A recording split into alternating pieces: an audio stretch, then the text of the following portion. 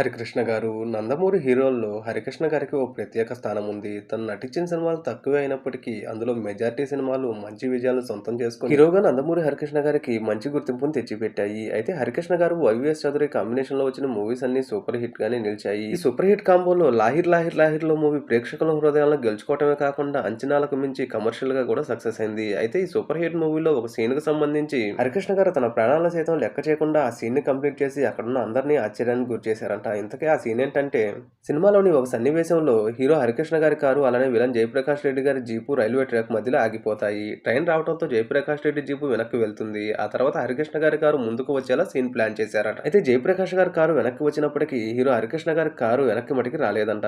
Car start చేయడానికి ఎంత try చేసినా హరికృష్ణ గారి వల్ల కాలేదట. సాధారణంగా ఇలా జరిగితే ఎవరైనా కారులోంచి బయటకు వచ్చి తప్పించుకునే ప్రయత్నం చేస్తారు. కానీ హరికృష్ణ గారు రియల్ ట్రైన్ ఎదురుగా వస్తున్నప్పటికీ హరికృష్ణ గారు భయపడకుండా ఒకటికి రెండు సార్లు ప్రయత్నించి చివరగా మూడోసారి కారు స్టార్ట్ అవ్వగా ఆ సీన్ కంప్లీట్ చేసి, ఆ సీన్ తర్వాత సినిమాలో మగాడన్నాక తెగింపు ఉండాలిరా, చావుకు మనం భయపడకూడదు, చావే మనల్ని చూసి భయపడాలి అనే డైలాగ్ ను పూర్తి చేశారట. ఈ డైలాగ్ నిజంగానే హరికృష్ణ గారికి సూట్ అవుతుందని ఆ సమయంలో షూటింగ్ లో ఉన్న వారందరూ ఆశ్చర్యపోయారట. ఇప్పుడు అదే విషయాన్ని నెటిజన్స్ నిజంగానే హరికృష్ణ గారు డేరింగ్ అండ్ డాషింగ్ హీరో అని, తను భౌతికంగా మరణించిన అభిమానుల హృదయంలో ఎల్లప్పుడూ జీవించే ఉంటారని అభిప్రాయపడుతున్నారు. హరికృష్ణ గారి మూవీస్ లో సీతయ్య మూవీ అయితే నా ఫేవరెట్ మూవీ. అలానే హరికృష్ణ గారి మూవీస్ లో మీకు నచ్చిన మూవీ ఏదో కామెంట్ చేయండి.